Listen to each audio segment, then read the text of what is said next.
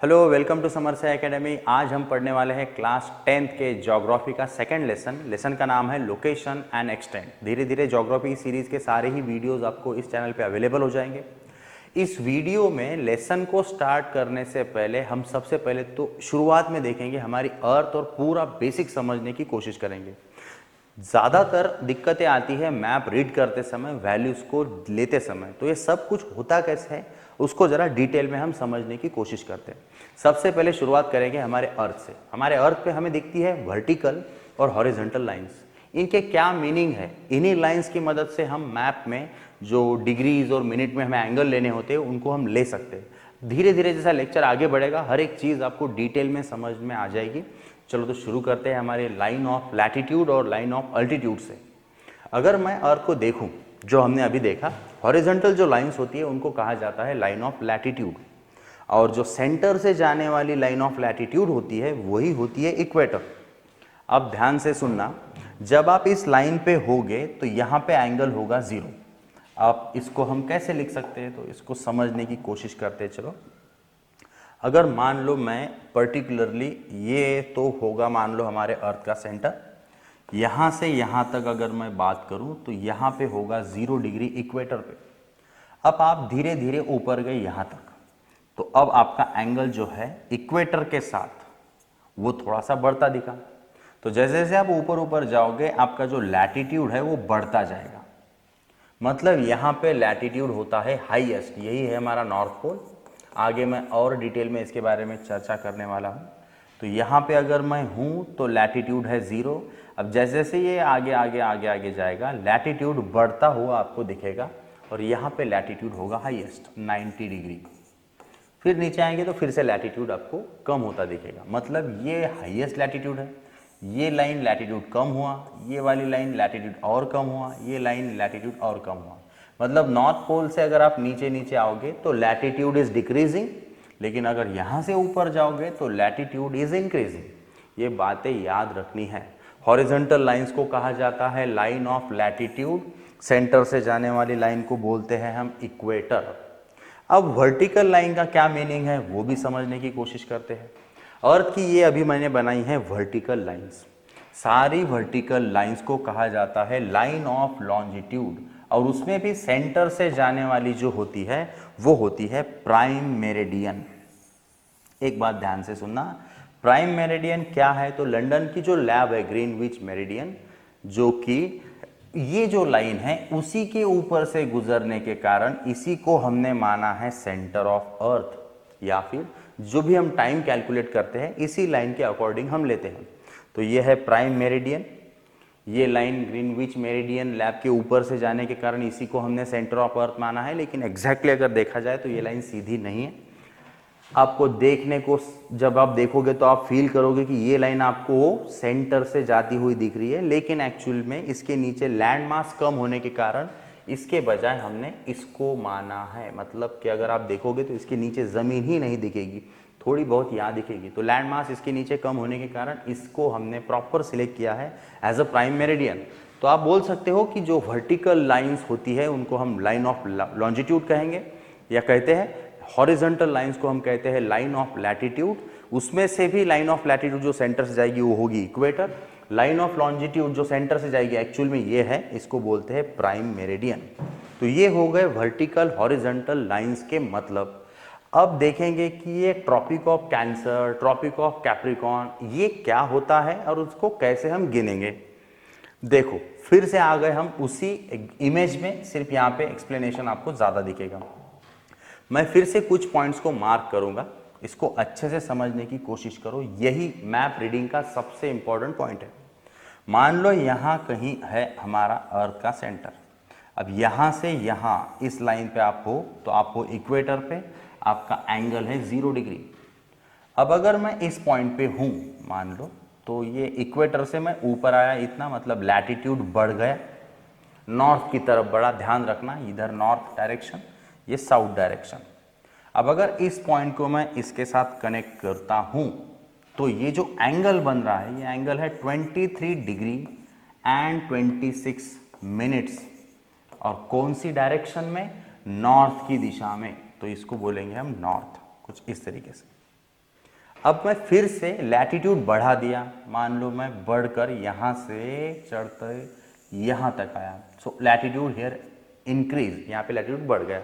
वापस से इसको अगर इससे मैं कनेक्ट करता हूँ कुछ इस तरीके से, तो ये इक्वेटर के साथ जो एंगल बना रही है वो एंगल है 66 डिग्री एंड 34 मिनट्स, लेकिन वो भी नॉर्थ की तरफ, इसीलिए इसके साथ लिखते हैं हम नॉर्थ।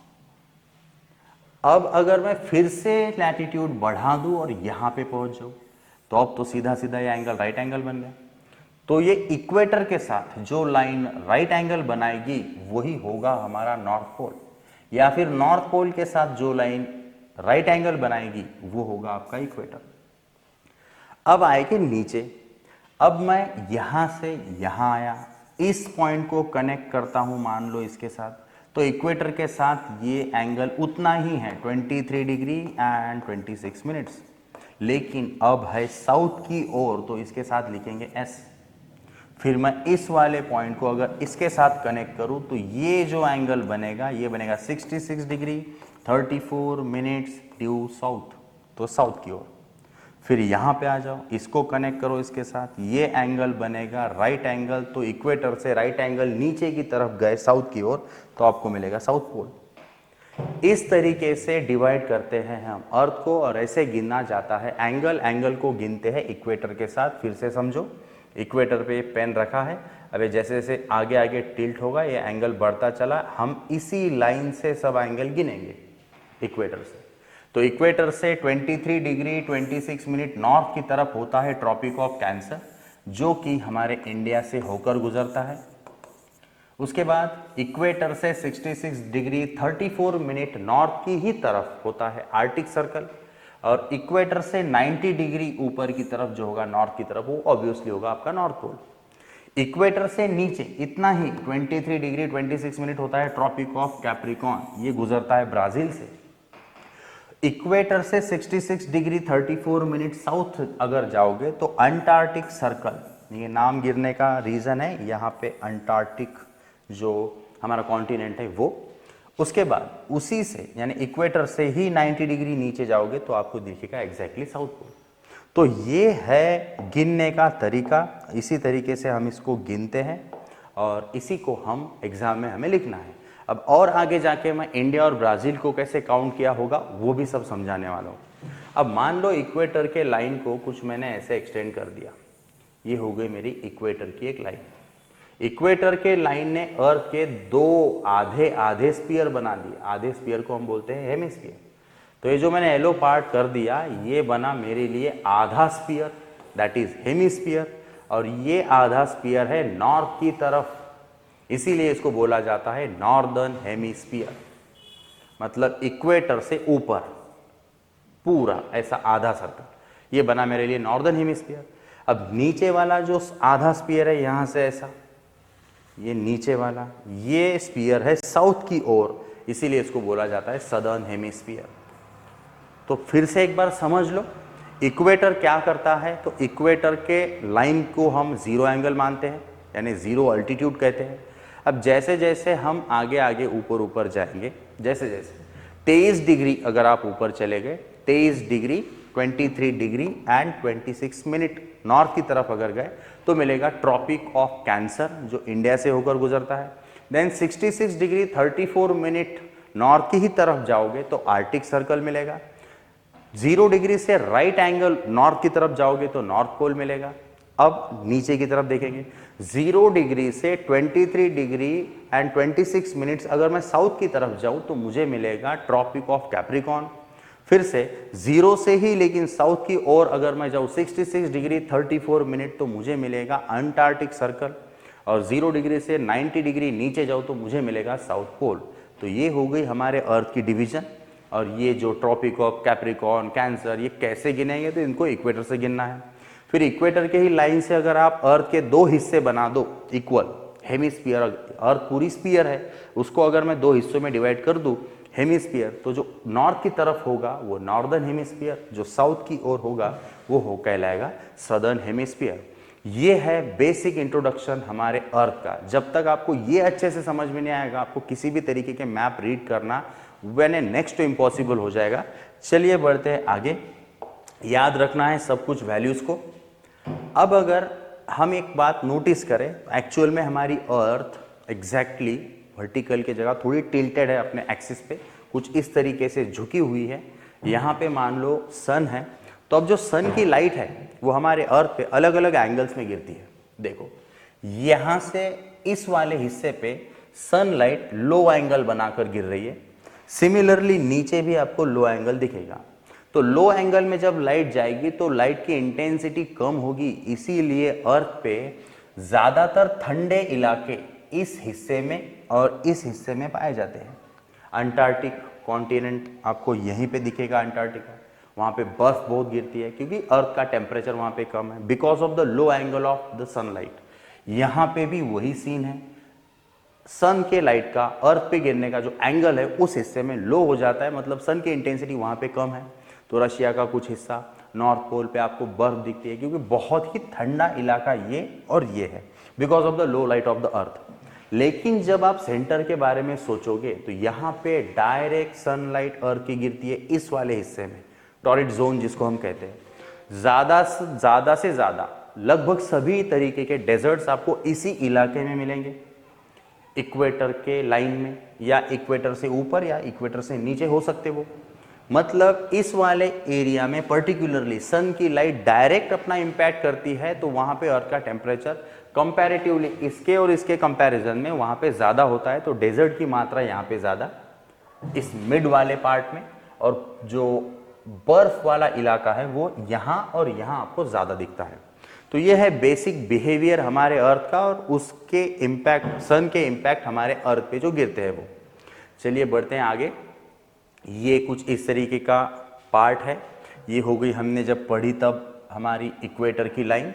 इक्वेटर के लाइन से ट्रॉपिक ऑफ कैंसर के लाइन तक का टॉरिड जोन है, वैसे ही इक्वेटर के लाइन से ट्रॉपिक ऑफ कैप्रिकॉर्न का हिस्सा टॉरिड जोन है। यहाँ पर सन की जो लाइट है वो डायरेक्ट अपना असर गिराती है। फिर इसके नीचे टेम्परेट जोन शुरू हो जाता है, मतलब बहुत गर्म भी नहीं बहुत ठंडा भी नहीं। और ये फिर आर्टिक अंटार्कटिक सर्कल, सॉरी नीचे यहाँ पे तो टेम्परेचर बहुत ही कम है, लो एंगल ऑफ लाइट यहाँ पे होगा। इस लाइन के नीचे सारा बर्फ का इलाका है। वैसे ही ट्रॉपिक ऑफ कैंसर से थोड़ा ऊपर जाओगे तो टेम्परेट जोन, मतलब बहुत भी ठंडा नहीं और बहुत गर्म भी नहीं। आर्टिक सर्कल से ऊपर जाओगे तो very low angle of sunlight, तो वो बहुत ही ज्यादा ठंडा एरिया है जिसको फ्रिजिड जोन भी कहा जाता है। आगे उसको भी अच्छे से समझने की कोशिश करेंगे। चलिए आते हैं यहाँ पे, ये वाला हिस्सा अंटार्कटिक सर्कल के नीचे वाला हिस्सा फ्रिजिड जोन, फिर आर्टिक सर्कल के ऊपर वाला हिस्सा जो ब्लू कलर में शेड किया हुआ है फ्रिजिड जोन। बाकी सारे पॉइंट्स हमने लास्ट में ही डिस्कस कर लिए। अब आएंगे अर्थ के 2 और 2 टोटल 4 पार्ट हम कैसे कर सकते हैं। जब भी मैंने बताया कि अर्थ को अगर मैं हॉरिजॉन्टली कट करता हूं, हॉरिजॉन्टली, तो हॉरिजॉन्टली कट करने से अर्थ के 2 स्पीयर बनेंगे, आधे आधे हेमिस्फीयर, एक नॉर्थ की तरफ बनेगा एक साउथ की तरफ बनेगा। तो जो नॉर्थ की तरफ ऊपर वाला, ये रेड लाइन के ऊपर वाला नॉर्थ की तरफ बनने वाला जो स्पीयर है ये वाला, ये बनेगा नॉर्दर्न हेमिस्फीयर और नीचे वाला बनेगा सदर्न हेमिस्फीयर। अब मान लो अर्थ को मैं वर्टिकली कट करता हूं ऐसे ग्रीनविच मेरिडियन लाइन से, तो फिर वेस्ट की तरफ जो स्पीयर आधा वाला स्पीयर बनेगा वो होगा वेस्टर्न हेमिस्फीयर, और जो आधा स्पीयर ईस्ट की ओर बनेगा वो होगा ईस्टर्न हेमिस्फीयर। तो हम हमारे अर्थ को 4 हिस्सों में डिवाइड कर सकते हैं अगर कट करें तो वो 4 हिस्से कुछ इस तरीके से आपको दिखेंगे। अगर आपने हॉरिजॉन्टली कट किया तो नॉर्थ की तरफ जाने वाला ये हेमिस्फीयर कहलाता है नॉर्दर्न हेमिस्फीयर।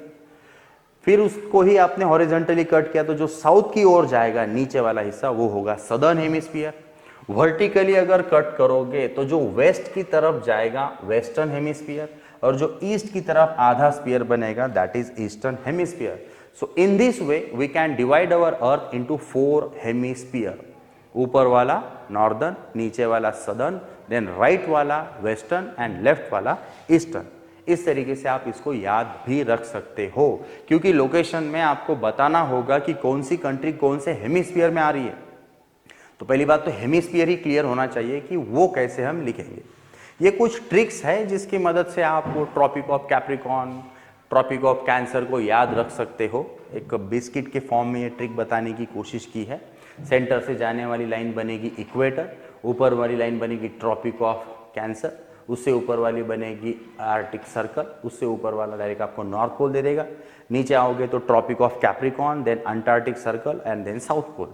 कुछ इस तरीके से आप ये सारी चीजें अर्थ रिलेटेड याद रख सकते हो। तो अब एक्चुअल टॉपिक को शुरुआत करेंगे।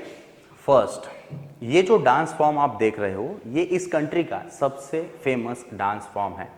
This country is famous for Samba dance, ये उस डांस का फॉर्म है।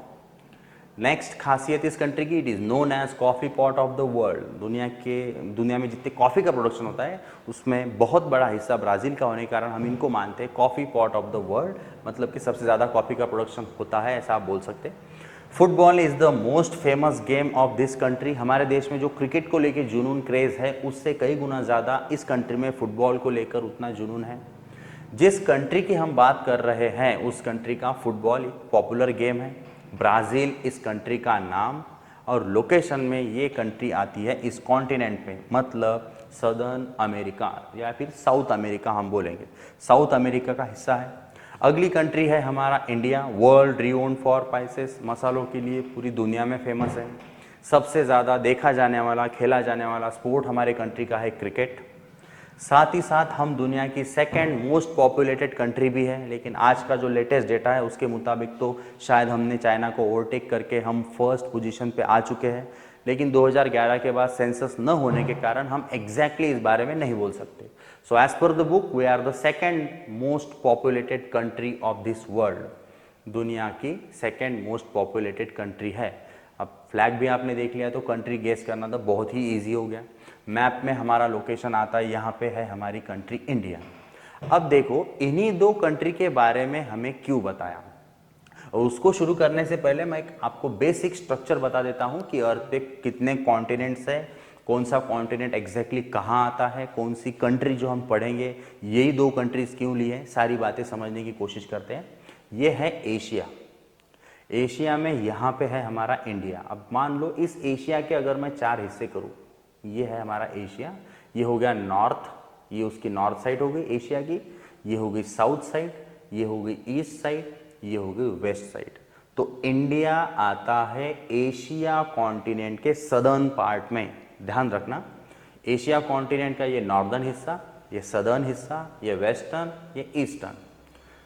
तो एशिया के सदर्न पार्ट में आता है हमारा इंडिया। फिर से सुनो, मैं सिर्फ एशिया कॉन्टिनेंट के बारे में बोल रहा हूँ। India is in the southern part of Asian continent. तो चलो पहले कॉन्टिनेंट ही समझ लेते हैं।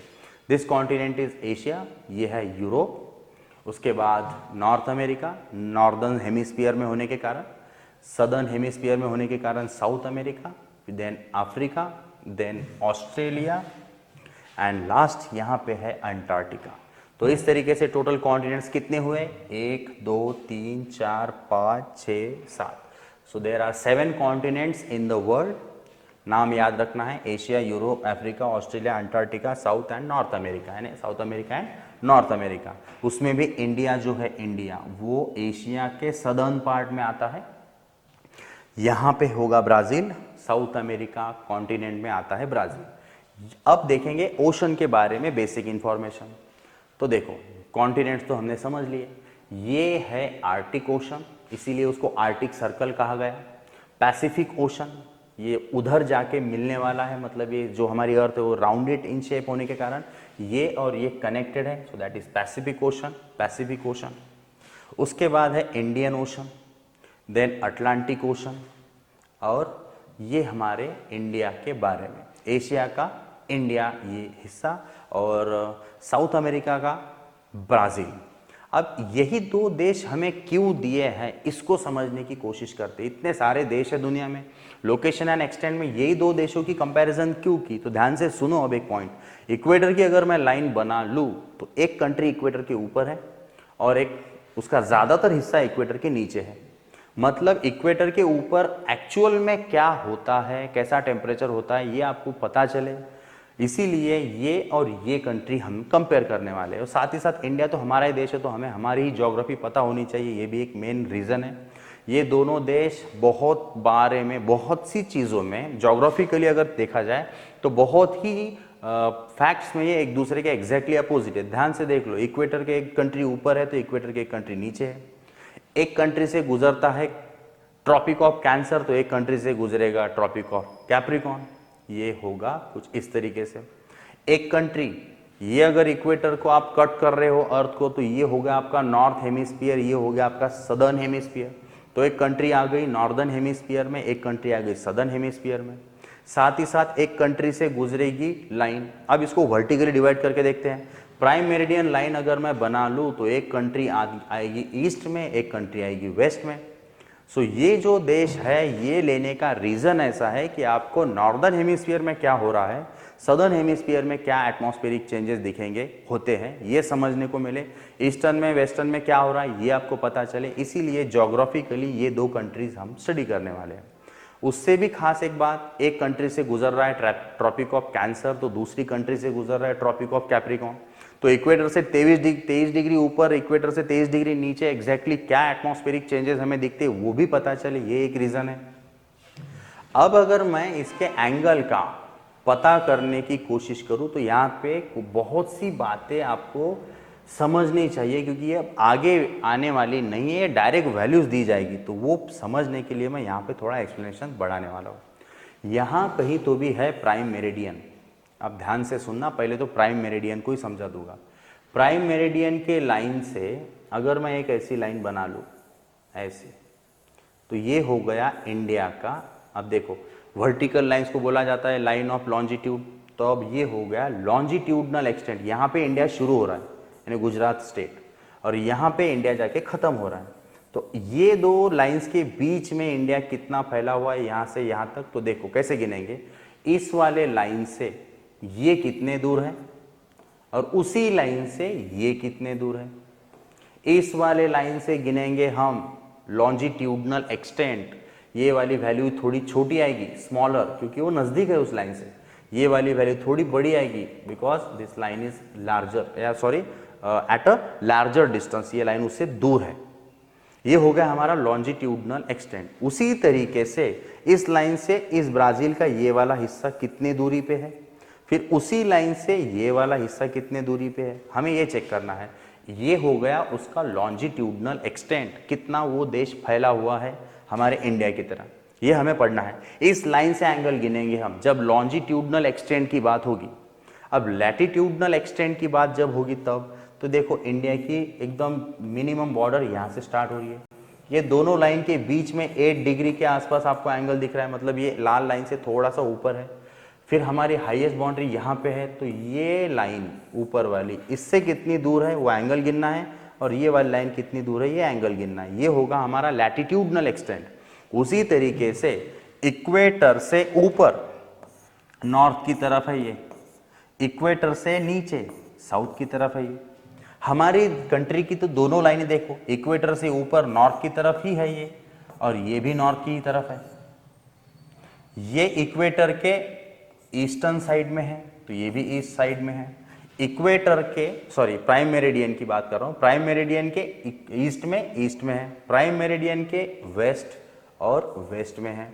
तो जब आप इसके लैटिट्यूडनल लॉन्जिट्यूडनल एक्सटेंट लिखोगे तो आपको W अल्फाबेट दिखेगा, एक केस में नॉर्थ दिखेगा, एक केस में साउथ दिखेगा, क्योंकि इक्वेटर से थोड़ा सा हिस्सा ऊपर नॉर्थ की तरफ है, बहुत बड़ा हिस्सा साउथ की तरफ है। इस केस में इक्वेटर से पूरा की पूरा ऊपर ही हमारा कंट्री होने के कारण नीचे की लाइन में भी नॉर्थ दिखेगा, ऊपर की लाइन में भी नॉर्थ ही दिखेगा। फिर प्राइम मेरिडियन लाइन के पूरा देश ईस्ट में होने के कारण दोनों के साथ ईस्ट ईस्ट ही आपको दिखेगा। यही है आपकी मैप रीडिंग। अगर समझ में आ गई तो फिर आपको लॉन्जिट्यूडनल एक्सटेंट लैटिट्यूडनल एक्सटेंट लिखने में कोई भी दिक्कत नहीं होगी। ये हमने देख लिया बेसिक इंट्रोडक्शन हमारे दोनों कंट्रीज का। अब इसके नीचे थोड़ी सी यहाँ कहीं तो भी होगी वो इक्वेटर की लाइन, उससे हम 8 डिग्री, इस वाली लाइन की अगर बात करें तो ये 8 डिग्री 4 मिनट नॉर्थ में है इक्वेटर से। ये वाली लाइन मतलब इंडिया की हाईएस्ट बाउंड्री अगर मैं काउंट करूँ तो इक्वेटर की लाइन जो नीचे है थोड़ी सी इंडिया के, उससे ये लाइन है 8 डिग्री 4 मिनट, और उसी से ये है 37 डिग्री 6 मिनट। इन दोनों के बीच का गैप ही हमारा एक्सटेंट है, मतलब कहाँ से देश शुरू हुआ और कहाँ जाके ख़त्म हुआ। तो ये होगा हमारा लैटिट्यूडनल एक्सटेंट। अब वर्टिकली देखेंगे, देखो हमारे इंडिया के कहीं तो भी साइड में ऐसी प्राइम मेरिडियन लाइन थी, उससे 68 डिग्री 7 मिनट ईस्ट में अगर आप आओगे तो आपको ये गुजरात का हिस्सा शुरू होते दिखेगा, मतलब इंडिया शुरू हो जाएगा। फिर उसी प्राइम मेरिडियन लाइन से आप आगे आओगे 97 डिग्री 25 मिनट्स ईस्ट, तो आपको दिखेगा इंडिया का ये लास्ट वाला हिस्सा, अरुणाचल प्रदेश का हिस्सा। तो ये हो गया ऐसे इंडिया का लॉन्जिट्यूडनल एक्सटेंट और ये हो गया इंडिया का लैटिट्यूडनल एक्सटेंट। दोनों के डिफरेंसेस अगर आप पता करोगे तो आपको वैल्यूज बहुत सी समझ में आएगी। एक बार मैं फिर से बता देता हूँ, ये था हमारा latitudinal extent 8 degree 4 minute north से लेकर तो 37 डिग्री 6 मिनट नॉर्थ तक। लॉन्जिट्यूडनल देखेंगे तो 68 डिग्री 7 मिनट ईस्ट से लेकर 97 डिग्री 25 मिनट ईस्ट तक। ये जो इंदिरा पॉइंट है जो इक्वेटर से 6 डिग्री 45 मिनट नॉर्थ की तरफ है, इक्वेटर से ऊपर है, ध्यान रखना, इससे थोड़ा नीचे है। ये सबसे साउथ में इंडिया की पोस्ट है, इंदिरा पॉइंट 6 डिग्री 45 मिनट। ये सबसे दूर हमारे इंडिया का नीचे का पॉइंट है। सबसे साउथ में अगर कोई पॉइंट है तो Indira point. Latitudinal extent 29 degree, longitudinal extent 29 degree कैसे निकला होगा, अब चलो उसको भी बता देता हूं। वापस से आता हूं मैं इस पे। अभी हमने देखा अगर मैं इन दोनों की सब्सट्रैक्शन करूं, ये मान लो मैं नंबर छोड़ भी दिया, ये मिनट वाला नंबर छोड़ देते हैं, 97 डिग्री से मैं अगर 68 डिग्री माइनस करता हूं तो 17 माइनस 8 करूंगा तो हो गए 9, फिर कैरी आ गया यहाँ पे 1, 9 में से 7 माइनस करूंगा तो हो गए 2, ये हो गए 29 डिग्री। तो हमारी कंट्री यहाँ से यहाँ तक 29 डिग्री में फैली हुई है, 29 degree. So this is our longitudinal extent.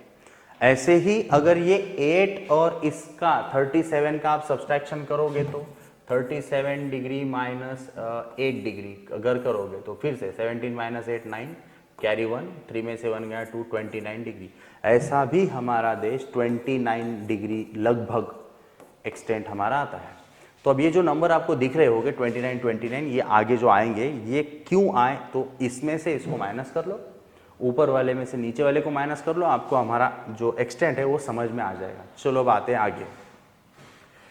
Longitudinal latitudinal extent अभी हमने देखा कि लगभग 29 डिग्री हमारा देश फैला हुआ है। अब चलते हैं आगे। हमारे देश के जो यूनियन टेरिटरीज है उनके बारे में समझते हैं। तो फर्स्ट यूनियन टेरिटरी, इंडिया का मैप, ये हमारी दिल्ली जो कि राजधानी भी है, दीव, दमन, देन दादरा नगर हवेली, उसके बाद Lakshadweep, then Andaman and Nicobar, location पे भी ध्यान देना, पौंडीचेरी, उसके बाद चंडीगढ़, देन जम्मू कश्मीर एंड लद्दाख। जो पहले जम्मू कश्मीर एक स्टेट थी, अब वो दो हिस्सों में, दो यूनियन टेरिटरीज में डिवाइड की गई है। ये लेटेस्ट वाला चेंज है हमारे पास। ये है हमारे इंडिया की यूनियन टेरिटरीज। तो स्टेट के साथ साथ यूनियन टेरिटरीज भी है। आपको लोकेशंस भी इनकी याद रखनी है, लोकेशन को प्लॉट करने के लिए क्वेश्चन आ सकता। ये जम्मू एंड कश्मीर से जम्मू एंड कश्मीर एंड लद्दाख का जो हिस्सा बनाया है, लेटेस्ट में बनाया गया है। ये है हमारी कंट्री इंडिया। चलो देखते हैं अब इनके नेबरिंग कंट्रीज कौन कौन है। तो अब हम देखेंगे इंडिया के नेबर्स कौन कौन है। इंडिया हमारा देश, ये है चाइना एक नेबरिंग कंट्री, देन नेपाल, इसके साथ भी हम बॉर्डर शेयर करते हैं। अफगानिस्तान के साथ इतना वाला हिस्सा हमारा शेयर होता है, देन पाकिस्तान, भूटान, उसके बाद है म्यांमार, देन बांग्लादेश, इस साइड में है पाकिस्तान, नीचे है श्रीलंका, उसके बाद ये भूटान के बाद श्रीलंका, और यहाँ पे नीचे आपको दिखेगा मालदीव्स। तो ये है इंडिया के नेबर्स। अब इसको टेबल में हम प्लॉट करने की कोशिश करते हैं। वेस्ट में हमारे नेबर्स कौन कौन है, पाकिस्तान, तो एक सी वाला पॉइंट मेरा छूट गया, वो भी मैं कंप्लीट कर देता हूँ। इस साइड में आपको दिखेगा अरेबियन सी, इधर है बे ऑफ बंगाल, और इसके नीचे आपको दिखेगा इंडियन ओशन। याद रखना है, वेस्ट में जब हम लिखेंगे तो उस डायरेक्शन की बात होगी, वहाँ पे अरेबियन सी आएगा। जब ईस्ट की बात होगी तो बे ऑफ बंगाल की बात होगी, जब साउथ में जाएंगे तो इंडियन ओशन।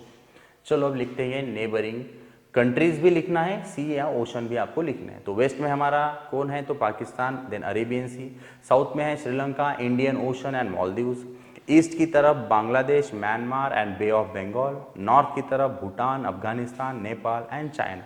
ये है इंडिया के मैप के अकॉर्डिंग उनके नेबर्स। अब हिस्टोरिकल बैकग्राउंड देख लेते हैं। तो इंडिया पे ब्रिटिश का राज था। India was under the British rule for almost 1.5 century. लगभग 150 सालों तक ब्रिटिश का राज था। हमें इंडिपेंडेंस मिली 15 अगस्त 1947 को। India has a democratic government run by prime minister. हमारा जो देश है वो लोकशाही यानी गणतंत्र रिपब्लिक है sorry. Then it is also democratic, लोकशाही चलती है जो कि सरकार प्राइम मिनिस्टर के अंडर में हमारे देश में चलती है। डिस्पाइट फेसिंग सेवरल प्रॉब्लम्स, तो हमारे देश ने आज़ादी के बाद से लगभग 3 वॉर ऑफिशियली जिसको हम बोलेंगे 3 वॉर लड़ी है। साथ ही साथ फेमाइन जैसी यानी सूखे जैसे हालात से हमारा देश निकला है। बहुत सी प्रॉब्लम्स तो थी ही, famine situations in various parts and similar issues after independence. इसको ओवरकम करके India is a major developing country of the world. हमने धीरे धीरे लगभग इन समस्याओं का समाधान ढूंढा और now we are a major developing country. India is considered to be a global market too. हमारे देश की पॉपुलेशन ज़्यादा होने के कारण हमें डिमांड यानी बहुत सी चीज़ों की डिमांड भी ज़्यादा है, तो we are global market for the world. बहुत सी यानी फॉरेन की कंपनियां हमारे कंट्री में आके बिजनेस करती है because we are a global market. Because of various economic reform, जैसे 1991 में एक रिफॉर्म किया गया, ऐसे समय समय पर हमारे कंट्री ने कुछ इकोनॉमिक रिफॉर्म्स लिए, कुछ स्ट्रॉन्ग डिसीजंस लिए। उनके कारण from time to time India's economic development has paced up. तो धीरे धीरे हमारी ग्रोथ भी हुई और हमारी इकोनॉमिक डेवलपमेंट भी बढ़ी। हमारे पॉपुलेशन का अगर स्टडी किया जाए तो लगभग 34.4% पॉपुलेशन चिल्ड्रन है, देन 58.7% एडल्ट्स हैं एंड 6.9% एजेड पॉपुलेशन है। तो इंडिया में यंग जनरेशन की पॉपुलेशन ज़्यादा होने के कारण India is also considered as a young country. The proportion of youth in India's population is high.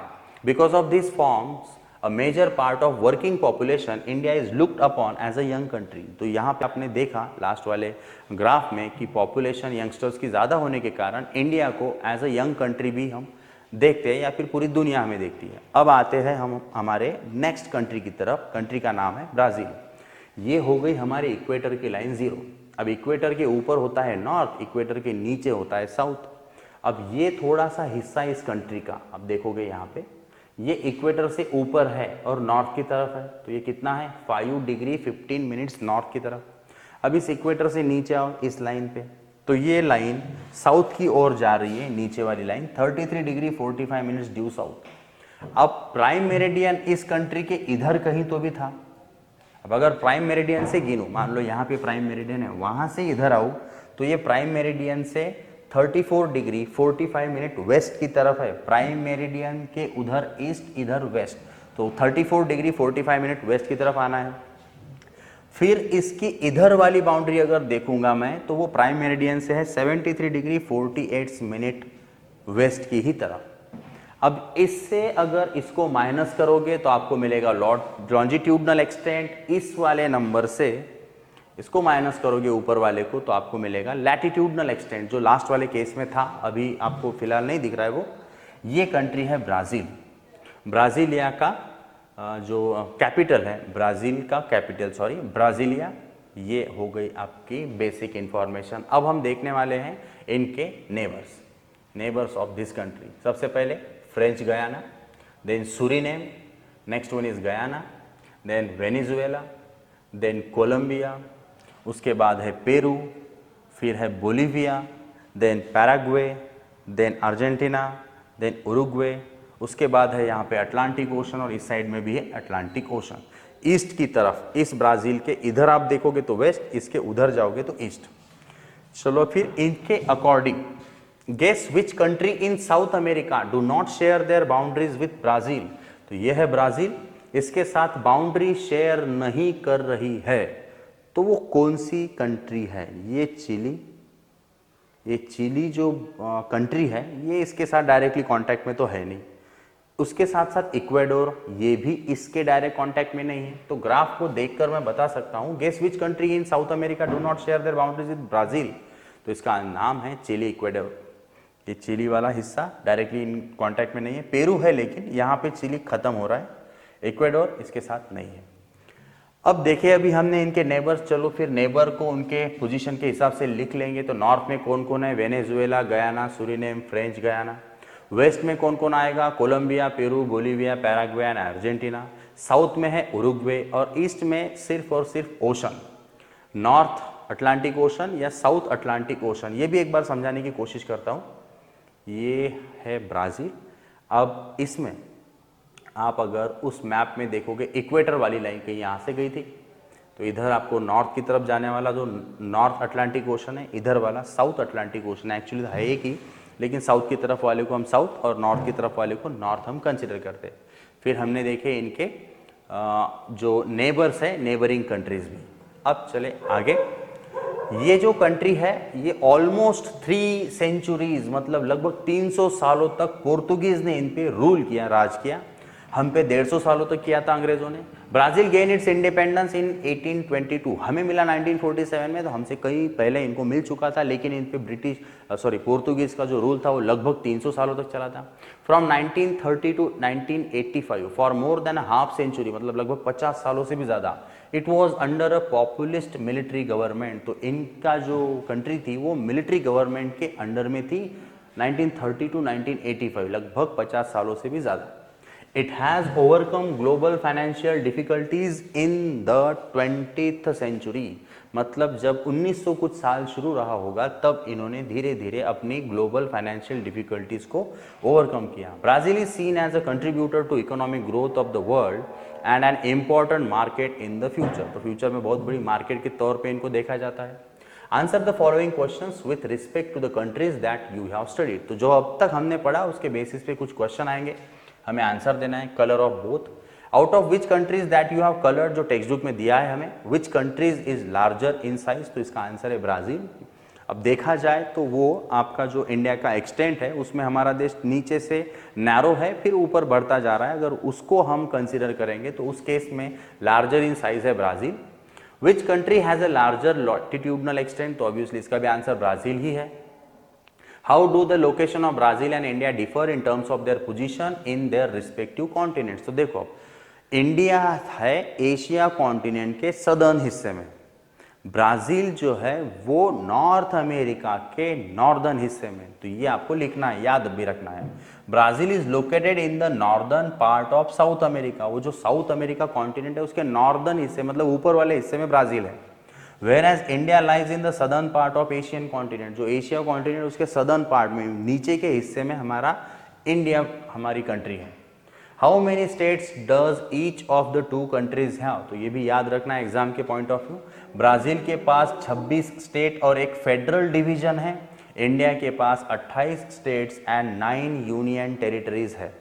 ये बात आपको याद रखनी है। 29 स्टेट्स थी, लेकिन जम्मू एंड कश्मीर को जब डिवाइड किया गया तो वो 9 से 28 हो गए, और ये जो यूनियन टेरिटरीज थी ये पहले 7 थी, ये 7 से बढ़कर 2 हो गई, जिसमें Jammu and Kashmir and Ladakh add हो गया। तो ये था हमारा ज्योग्राफी का टॉपिक। इसमें हमने बहुत कुछ डिटेल में समझाने की मैंने इसमें कोशिश की है। वीडियो अच्छा लगा हो तो please like, share and subscribe.